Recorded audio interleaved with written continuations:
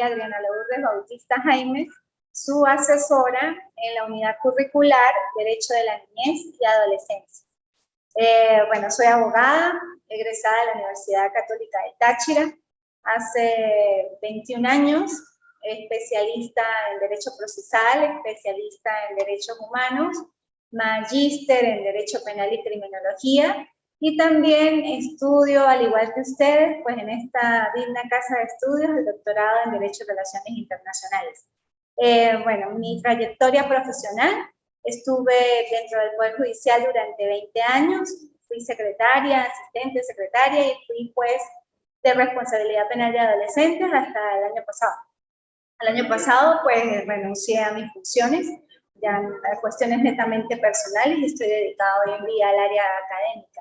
Sin embargo, pues agradezco al Poder Judicial pues, la oportunidad de haber durado 20 años dentro del sistema de administración de justicia venezolana, y gracias a ello pues puedo impartir clases, porque pues me dio y me abrió un cúmulo de posibilidades, tanto a nivel intelectual como personal. Y por eso, bueno, doy clases. Yo soy profesora también de la Universidad Católica de Táchira desde el 2014. Allí he dado diversas materias. Ahorita estoy con los de Ciencias Políticas en la Universidad Fermín Toro e inicié en el 2005 en la Universidad Bolivariana de Venezuela dando clases. También, pues bueno, aquí en el IETSIC, cuando era en la UNI, en la Universidad Bicentenaria de Aragua. Bueno, también tengo pues un poquito de trayectoria a nivel académico desde el 2005, dando clases en diferentes materias, pero mi fuerte es el ámbito penal, lógicamente la criminología, los derechos humanos, porque soy especialista en derechos humanos en la Universidad Libre de Colombia, y el ámbito de los derechos del niño y adolescencia, tanto en el área civil, pues, de manera general, pero más que todo en el ámbito penal, porque pues estuve en el sistema de responsabilidad penal de adolescentes desde el 2005. Por eso pues todas estas materias son bonitas y me gusta pues impartirlas. Así las cosas, pues ya para que ustedes hayan tenido un poquito de conocimiento de lo que es su profesora o su facilitadora en este trimestre, vamos a hablar hoy, el día de hoy, de las unidades como tal, que son 4 unidades que comprende el programa académico, y vamos a hacer pues un repaso por las 4 unidades. La próxima clase ya nos adentraríamos específicamente a la unidad 1 y 2, y la siguiente, que sería como el 27 de junio aproximadamente, los otros 2 temas, que es el 3 y 4. Sin embargo, pues estos temas son bastante largos, son un poco complejos, es prácticamente el desarrollo de toda la Ley Orgánica para la Protección del Niño, Niña y Adolescente.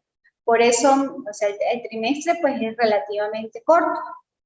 Yo los invito a que bajo este proceso de la multimodalidad, inclusive, bueno, de la tecnoformación, ustedes tengan un poco más de aprendizaje autodidacta y no solamente se conformen con lo que el docente le pueda facilitar o las mini cápsulas que le podemos dar en estos espacios, que son 40, cuando mucho 45 minutos, si ustedes ya se adentren más en ese mundo de saberes, no solamente con respecto a mi materia, sino con todas las materias en particular. Máxime cuando están estudiando pues una carrera tan bonita como es el derecho.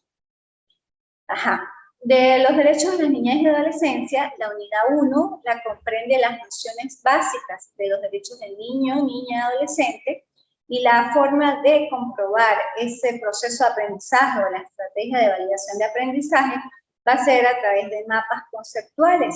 Ustedes, por mapas conceptuales, van a establecer las nociones básicas de los derechos de la niñez y de la adolescencia y cuál es su evolución.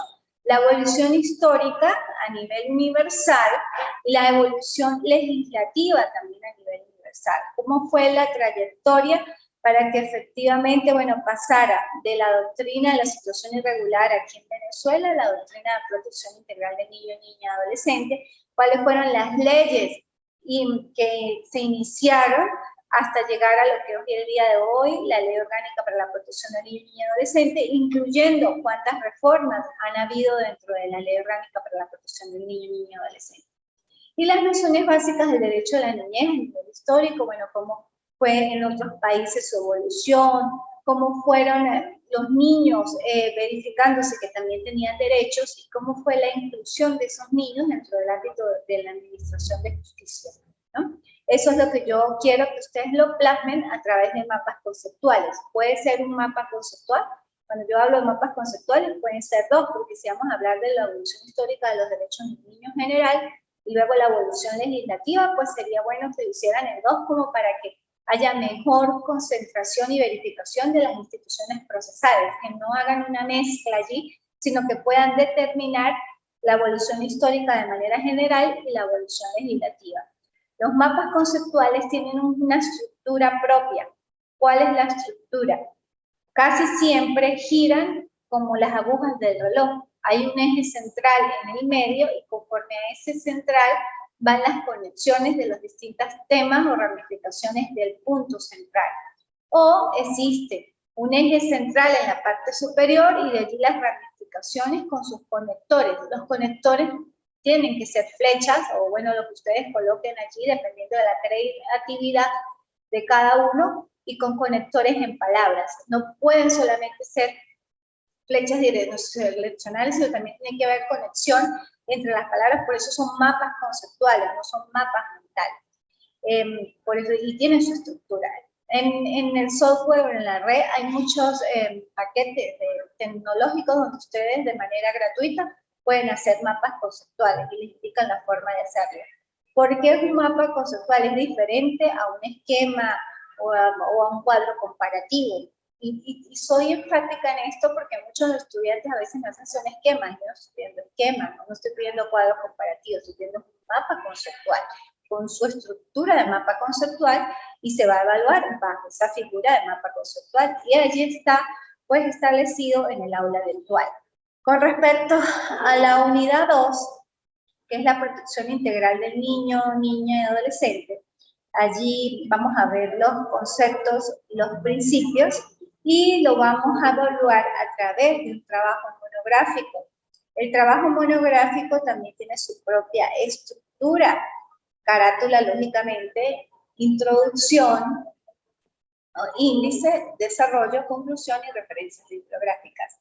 Dentro de la planificación como tal están las cuartillas que deben tener solo el contenido.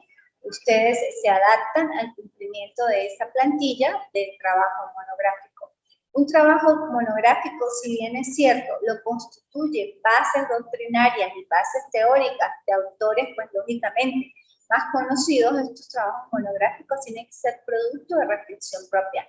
No admito copias y pegues de la web o de libros, porque efectivamente me voy a dar cuenta. Si yo observo que en un trabajo monográfico presentado hay más del 50% del contenido copiado de la web, pues lógicamente no va a pasar esa pues, actividad.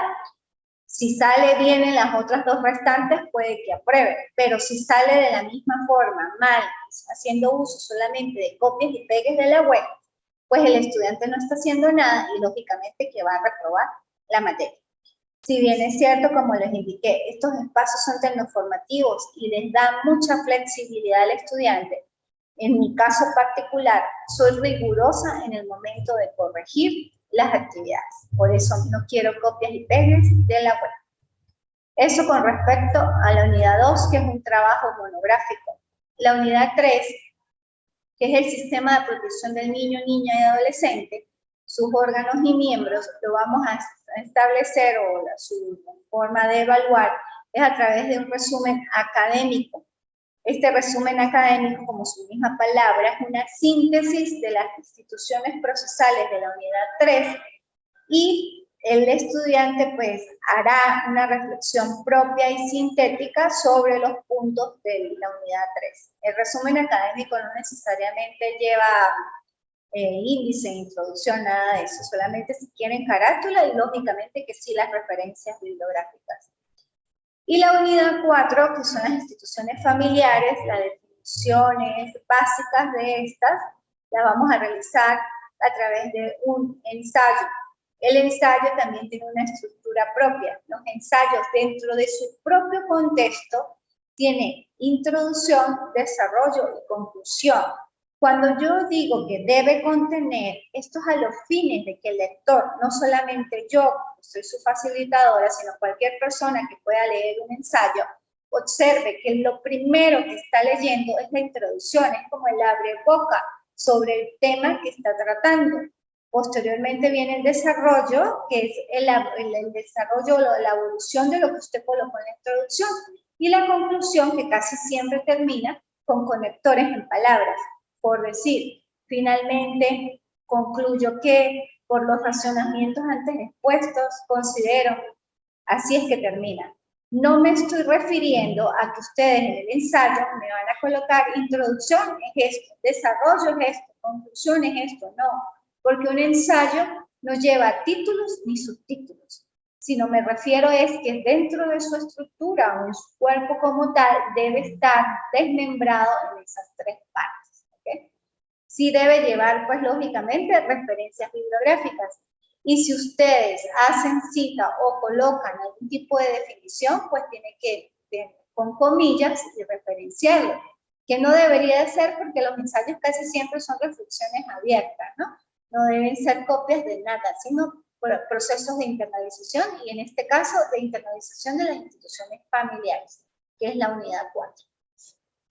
La plataforma, como dije, ya está disponible. Hay una actividad que decía que para el 16 de mayo, porque esa era la fecha que supuestamente iniciábamos. Se corrieron las fechas, pues lógicamente, pues por lo que sucedió en la sede, el lamentable fallecimiento del doctor Javier Méndez, y pues lógicamente se corrió una semana más. Las actividades como tal tienen fechas dentro del aula virtual, pero estas actividades están abiertas.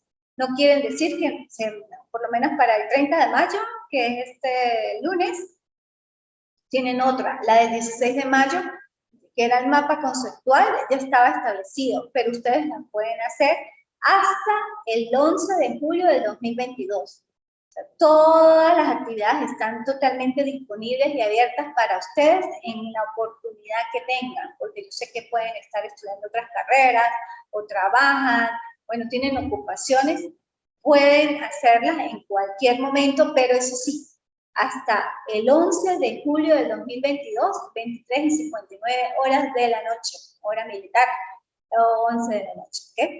Luego de ahí, si no hay posibilidad de reabrir la página, porque de una vez, pues, el aula cierra, no les va a permitir la entrada de ningún tipo de actividad.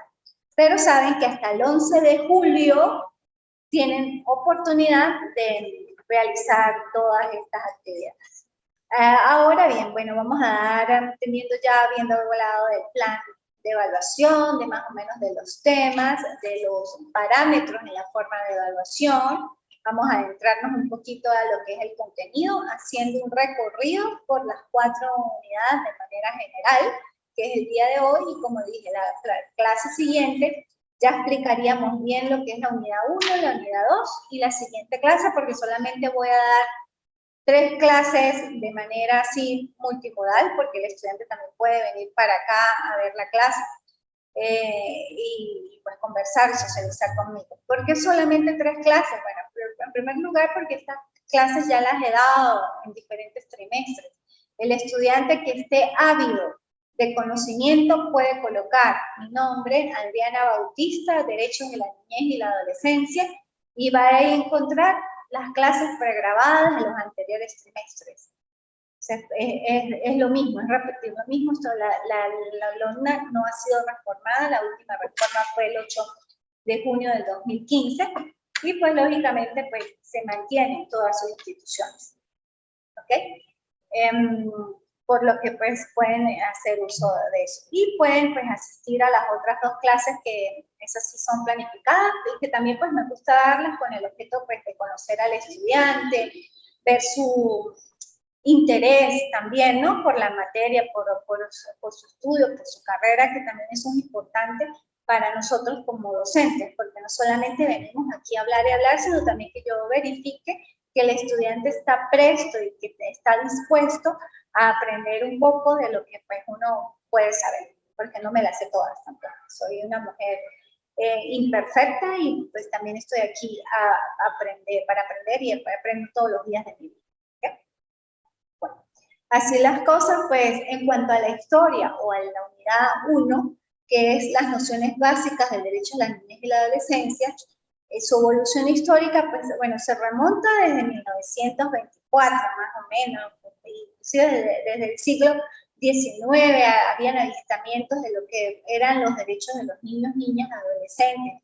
Posteriormente, bueno, se consolida efectivamente lo que es la parte de la legislación universal en 1989 con la Convención de los Derechos de los Niños, Niñas y Adolescentes.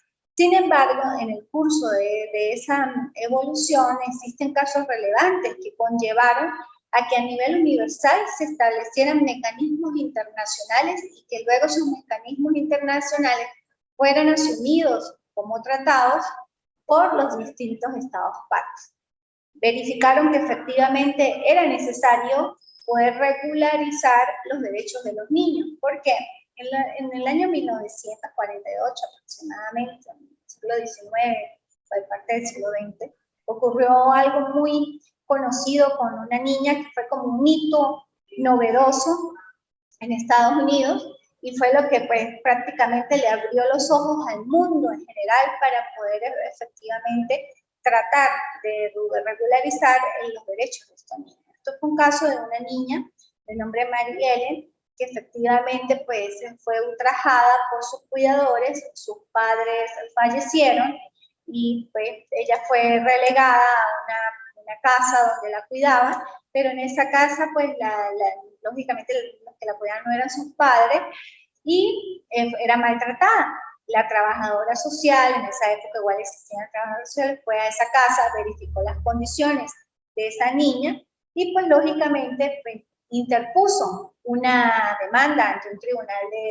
general en esa época para poder pues extraerla de esa casa y brindarle todas las garantías que pueda establecer y salvaguardar su integridad física y personal, inclusive psicológica.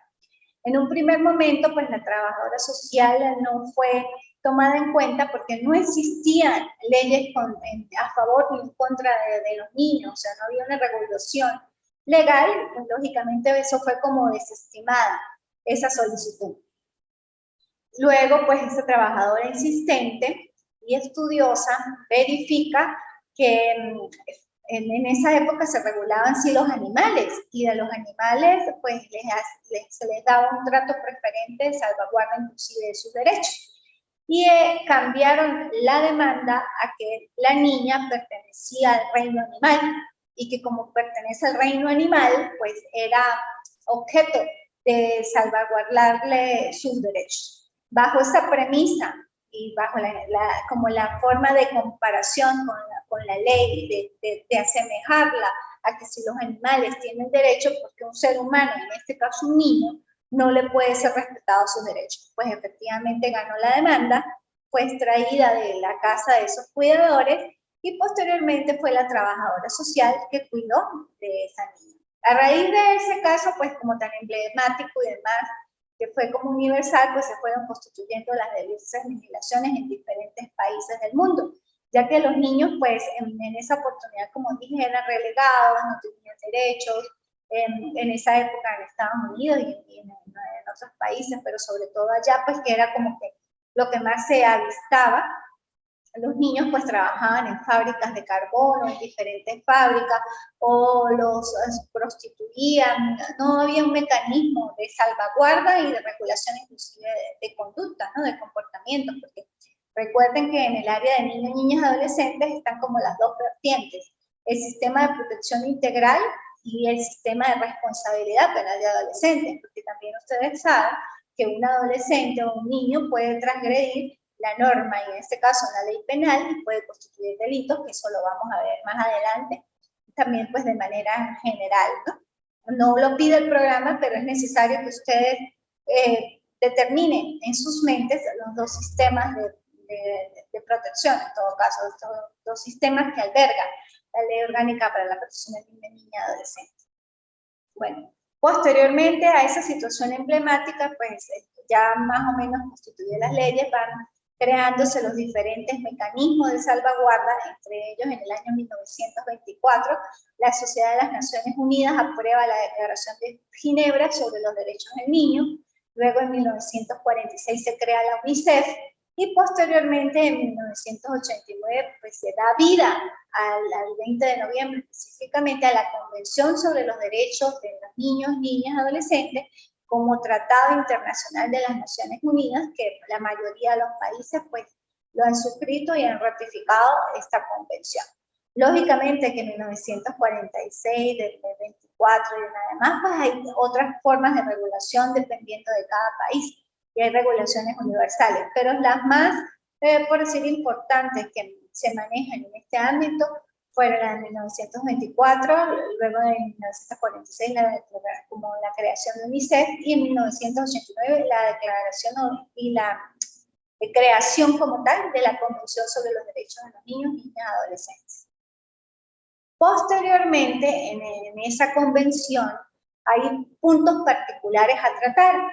Esa convención, lógicamente, que como su nombre lo dice, abarca los derechos de los niños, niñas y adolescentes, pero hay ciertos aspectos de ella que efectivamente trata como con más puntualidad, ¿no? Entre ellos está pues el derecho de participación, el derecho de expresión, el derecho al juego, el derecho al descanso, el derecho a que se les salvaguarde la integridad física y psicológica, el derecho a conocer a su vez de sus derechos y el derecho a la autonomía, ¿no?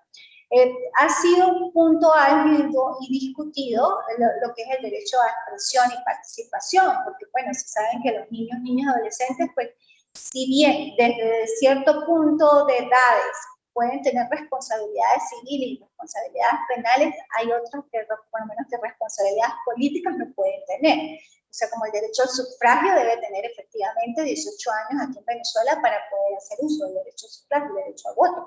Pues si bien es cierto, ley decide derecho de participación en el activismo y demás, todo está equilibrado de acuerdo a su edad, ¿no? Y demás. El derecho al juego, esto como parte del derecho humano, que el derecho a la recreación es un derecho humano, pues bueno, en esta convención se le especifica que todos los niños tienen derecho a recrearse, a divertirse y demás. Sin embargo, en el transcurso de la evolución, desde el tiempo, de los meses, se ha verificado cómo en ciertos espacios y lugares se ha discriminado, se ha prohibido el derecho al juego de los niños, incluso en parques como tal, no molestar, no interrumpir, no jugar en hoteles, en determinados sitios de hoteles o de campos de diversión, se podría decir, no están permitidos los niños, no pueden jugar.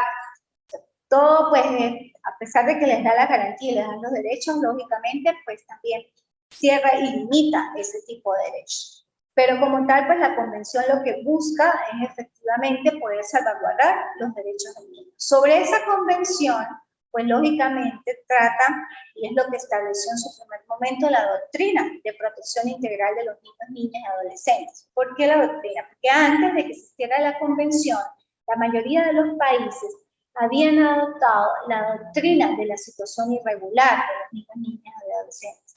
Esta doctrina de la situación irregular veía al niño, niña, adolescente como objeto de derechos, no como sujeto pleno de derechos. ¿Qué quiere decir esto? Que efectivamente, pues, el niño tenía derechos, pero, o sea, no, hasta allí, era un objeto de esos derechos, no era sujeto para poder expresarlos, para poder garantizarlos y demás. Por eso la doctrina de situación irregular, que parte de esa doctrina a nivel universal que se creó, pues lógicamente la tomó Venezuela. Y en esa evolución legislativa empezó Venezuela con bueno, si nos remontamos a la historia en general, universal, en 1899 fue el primer tribunal de menores en Chicago, ¿no? Que fue el primer tribunal de menores en 1899 que se creó. Pero aquí en Venezuela comienza la legislación como tal el 17 de julio de 1938 con el Código de Menores en Venezuela y concebía la doctrina de situación irregular del niño, niña y adolescente. Posteriormente, en 1948, se cambia el código por el Estatuto de Menores, pero seguía manteniendo la doctrina de la institución irregular de niños y tenía esa mistura del área civil con el área penal. En 1980 sigue la ley tutelar del menor, que muchos de ustedes la conocieron y que yo la conocí, que efectivamente también tenía dentro de sus principios la situación irregular del menor y que esta pues solamente cotejaba y trataba de salvaguardar al niño, niña, adolescente que estaba en situación de riesgo o de calle, ¿no? De calle, no en la calle. Un niño de calle es aquellos que no tienen ningún tipo de familiar o que lo pueda albergar o que duerme en la calle, pero en la calle son los niños que a veces no ejercen la familia pues el control social informal y que se la pasan en la calle ociosos, jugando o haciendo cosas que no deberían. Son niños en la calle, que difieren de los niños de la calle. Esa ley tutelar del menor posteriormente pues, fue derogada y fue plasmada por la ley como tal, orgánica para la protección de los niños, niñas y adolescentes, la llamada LONDA, que hasta abril del 2000 fue que entra en vigencia y que abarcó los principios básicos y su estructura va en sintonía con la Convención sobre los Derechos de los Niños, Niñas y Adolescentes, que fue de 1989. Esta ley es hermosa, la Ley Orgánica para la Protección de los Niños y Adolescentes, abarca dos sistemas, el sistema de protección integral del niño, niña y adolescente y el sistema de responsabilidad penal de adolescentes. Los primeros artículos, como del 1 al 90, son los principios orientadores básicos de todas esas doctrinas determinantes, abarca los deberes y los derechos de los niños y adiestra y especifica ciertas instituciones u órganos como tal. Posteriormente sigue lo que es el sistema de protección integral que abarca aquellos niños que están en conflicto o en situación contenciosa, cuando padres y madres entran en conflicto, se quieren divorciar o estando en unión libre se quieren separar y dejan los niños a quien le corresponde la patria potestad, la colocación familiar, bueno, toda esta serie de beneficios que lo vamos a ver más o menos en el transcurso de las clases siguientes, y abarca ese sistema de protección integral. Lógicamente, de la mano con lo que es la doctrina de la Convención y con los principios rectores de la ley. Posteriormente, en el 526 al 600 y algo, habla del sistema de responsabilidad penal de adolescentes, que es el área penal. Es como si ustedes agarraran la ley y la dividieran en dos áreas, el área civil y el área penal. Dentro del área civil, pues lógicamente hay algunos principios que van en sintonía con el área penal, pero la mayoría de las cosas pues están netamente o atañen al ámbito civil. Y del 526 en adelante, todo lo que abarca cuando un niño o una niña o un adolescente comete hechos delictivos, que es el 526 en adelante. Por eso abarca dos sistemas, el sistema de protección integral del niño y adolescente y el sistema de responsabilidad penal de adolescentes. Eso es lo que también pues vamos a ver dentro de lo que es la unidad 3, la unidad 2 que es la protección integral, hablar un poco más de las doctrinas, de las teorías, y la unidad 4 que son las instituciones familiares básicas, cuáles son, bueno, esa colocación familiar, patria potestad, cuáles son los órganos que ayudan o coadyuvan al sistema de administración, tanto de justicia o del sistema administrativo. Vamos a hablar de los consejos de protección, cuáles son las facultades de los consejos de protección, cuáles son los órganos judiciales, qué órganos están al servicio de los niños, niñas y adolescentes, y bueno, buscaremos y trataremos también, pues, a pesar de que en el programa no está, hablarles un poco del sistema de responsabilidad penal y de la especialidad como tal o de jurisdicción especializada en el ámbito penal. Feliz tarde y estamos en contacto en la próxima oportunidad. Hasta luego.